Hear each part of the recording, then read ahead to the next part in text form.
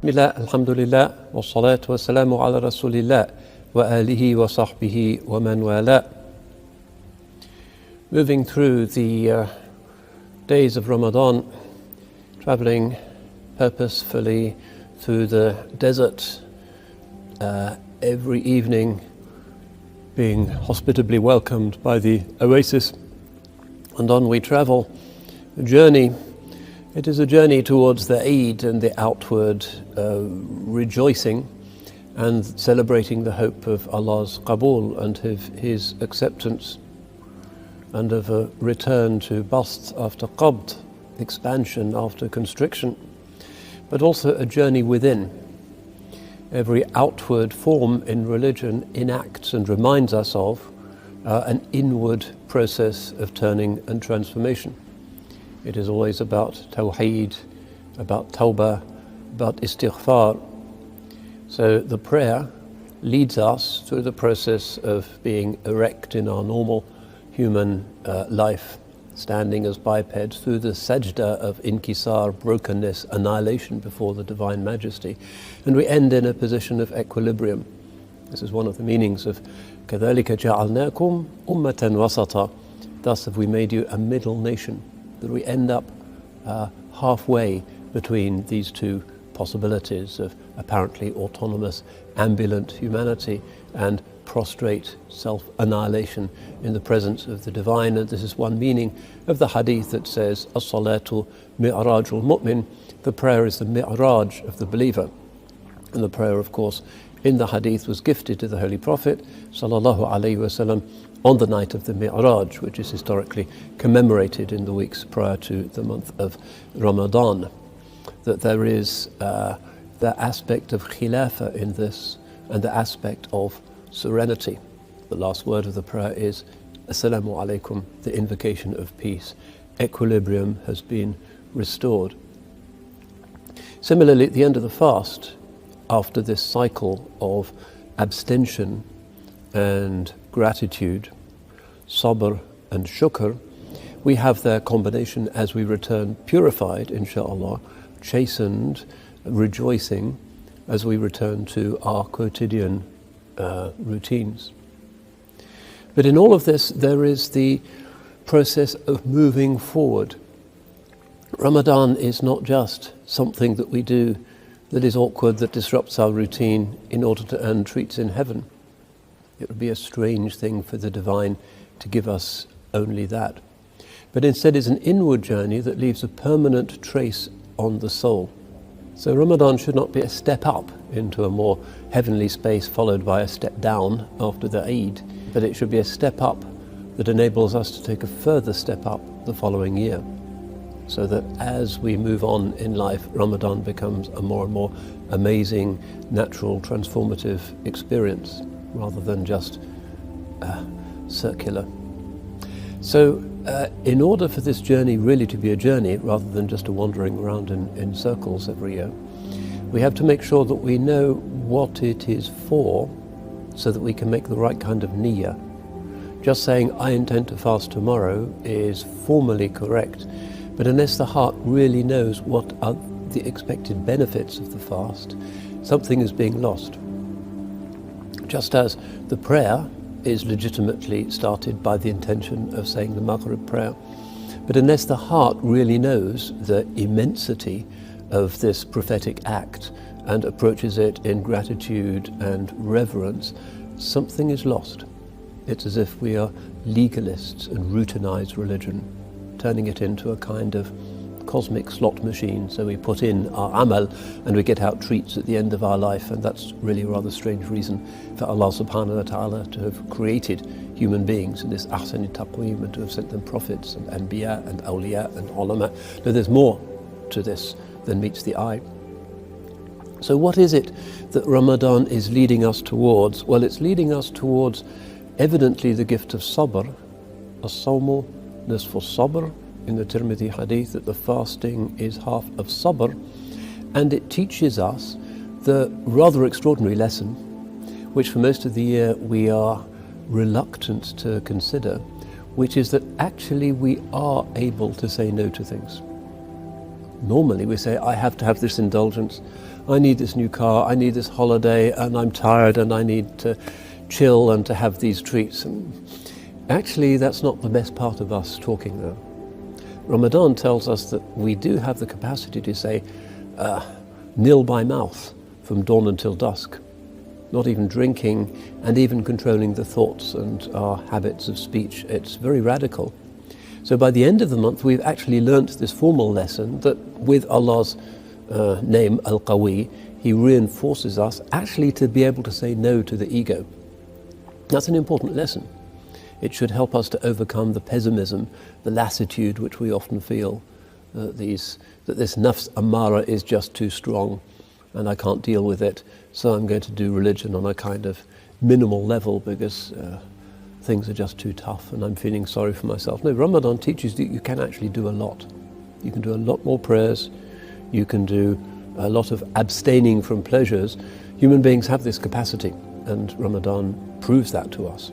So that's a real gift, and we need to learn from that and remember it when we're tempted to return to indulgences and forms of laziness and saying yes to the ego at other times of the year. We know that we can do better than that. There's no excuse. So there is that journey, the journey towards a greater respect, I think, for the capacity of the human will, the irada, to prevail over the nafs, the lower ego. It's proved in this month. But also the inward journey, which is the journey towards khilafah, towards being Allah's approved organism in the world of dunya. That entity, that Adamic miracle to whom the angels could bow down. That strange enigmatic passage in the Quran that if it appeared, say, in a medieval Persian poem, a lot of our brothers would say, Astaghfirullah, shirk, haram, but it's there at the beginning of the Quran. Commands them, Anisjudu li Adam, prostrate to Adam. فَسَجَدُوا إِلَّا إِبْلِيسَ أَبَى وَاسْتَكْبَرَ وَكَانَ مِنَ الْكَافِرِينَ. They all bowed down, but Iblis didn't. He refused and was proud and was one of the unbelievers, those who literally cover up reality. Now, if you look at that verse, you'll see that the reason why he does it is not that he's getting involved in some kind of misunderstanding of Tawheed, but rather that he thinks is too good for this process. Aba wastakbara. He considered himself to be Kabir, although the divine name Al-Kabir applies only to the divine Subhanahu wa Ta'ala. He alone is Al-Jabbar. The Kibriya is his alone. Lahu mulku samawati wal ard. And any human being that thinks that he's really some kind of special person has arrogated to himself something that is uniquely divine trait. He alone is the source of being, the author of time, the underlying principle behind every movement that exists in the heavens and the earth. He alone, he is Al-Kabir, Al-Mutakabbir even. He alone has the right to do that. So the shaitan, in this pride, is immediately indicating what can go wrong with us. The worst of the 7 deadly sins, superbia, pride, arrogance. We know best, and we see this now in this whole civilization that we're inhabiting at this particular rather extreme stage of the human story. Human beings with this sovereign autonomy preached by the Enlightenment, our lack of need for the wisdom and the sagacity of the past and of the sages and of the prophets. We alone know what's right.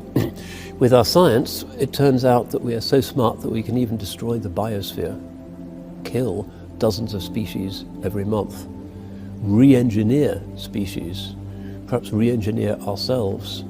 We're so smart that we're facing extinction. That's the smartness of the one who will not bow down to the clay spiritualized creature. And humanity at the moment is going through the final meltdown point of this individualism. This ana khayrun min, I am better. The one who knows best, who thinks that he can second guess the divine commandment. God says one thing, but I'm going to do something else because the dignity of the will. It's just ego, it's just pride. It's from Fir'aun, who refuses to accept even the signs of Musa alayhi salam and wants to build a tower because in his scientific mindset that's the way in which you get to see whether there is a divine entity, a fundamental category mistake. And it's the nature of the ignorance of this age, and it's messing human beings up. It's messing family life up. It's messing up people's sense of national belonging. It's messing up the biosphere. This is an age of chaos and confusion. But the basic reason for this is ego, self-might, as William Blake calls it, this fiery sense of, I know. I'm not going to accept the authority of anything else, tradition, or the sages, or the ijma', or the madhab, or whatever it might be. I know best. And there are religious expressions of this. The one who thinks that is so cool that he can ignore all of the wisdom of the jurists and come up with some new fatwa, thinking, I know the Quran and the Sunnah better than all of these people, Ibn Hajar al-Asqalani and Suyuti and Ghazali. I know best. So often fundamentalism is a very modern kind of phenomenon because it empowers the sovereign individual human will and says, you can know better than the consensus of the scholars of bygone ages. You alone have authority over the Quran and the Sunnah to understand what they mean. So even religion has succumbed to this age of ego, age of self, age of self-might. So in the month of Ramadan, we are told that the shayateen, which teach us this nonsense about pride and self, are chained up and we're a little bit broken. It's hard to be really arrogant and proud when you're hungry and thirsty and the days are long and you're feeling the blood sugar level is low. It's hard to be really arrogant and proud in that situation. That brokenness is what we need. So when we're in that state and we can see ourselves in perspective and see the consequences of our pride and how inhuman it is, unhuman and inhuman, then we can start to move back and start to move into the situation not of pride before the divine, which is an absurdity, but the brokenness that leads to prostration before the divine, which is the natural state of ubudiyya of humanity and of the chosen one, alayhi salatu wasalam, who is Abdullah, inni Abdullah, the slave of God. Now this ubudiyya is related to this process of return to the divine. Ibadah, including the siyam, is all about returning to where and how we were in the alam al-arwah before ensoulment in the world, when the flesh made the possibility of sin and anger and pride a possibility. So it's about returning to a garden-like state, taking us away from the fiery state of the one whose selfhood is determined by ego and passion of various kinds. Narullahi al-muqada allati tattali'u ala al-af'ida. It's like the fire of God that rises up above the hearts. The angry person and the jealous person and the fearful person, they're consumed by these flames. This is certainly an age of anxiety, an age of depression, an age of envy, and an age of a lack of serenity and stillness and acceptance of the divine truth and of the appropriateness of the divine decree in every age. We are uncomfortable. So in order to get back to that, we use the word wilaya, and we have to be wali, awliya, which is a very frequently used Quranic sense, and this is why the angels were able to bow down to that creature that seemed to be made of perishable mud and clay, the lowest thing. But when nafakhna fihi min ruhina, we breathed into him something of our spirit, and therefore this strange theological paradox of bowing down to a creature became not just possible, but a divine command. So this wilaya is where we need to be, because Allah subhanahu wa ta'ala says, Inna awliya Allahi la khawfun alayhim wa la hum yahzanun. Verily, the awliya of Allah, there is no fear upon them, neither do they grieve. That's what we all want. Fear is anxiety about the future. What's going to happen about Brexit? What will UKIP do next? What is happening with extremism? What's happening with global warming? Anxiety. We need to take precautions and be aware of the future. Fatwa isn't possible unless we know possible outcomes. But this endless fearful agitation is a denial of the divine decree, and it should not settle in the believer's heart. So wilaya is about the assuaging and the calming of our inward anxieties and fearfulness. But also, وَلَهُمْ يَحْزَنُونَ, and they are not sad. They are not endlessly revisiting the past and anxious about what they should have done, what they didn't do, and trying to reinvent the past, which ultimately is in the divine decree. So they are in the moment, not panicking about the future, not panicking about the past, absolutely in the moment, because the moment is all that's real.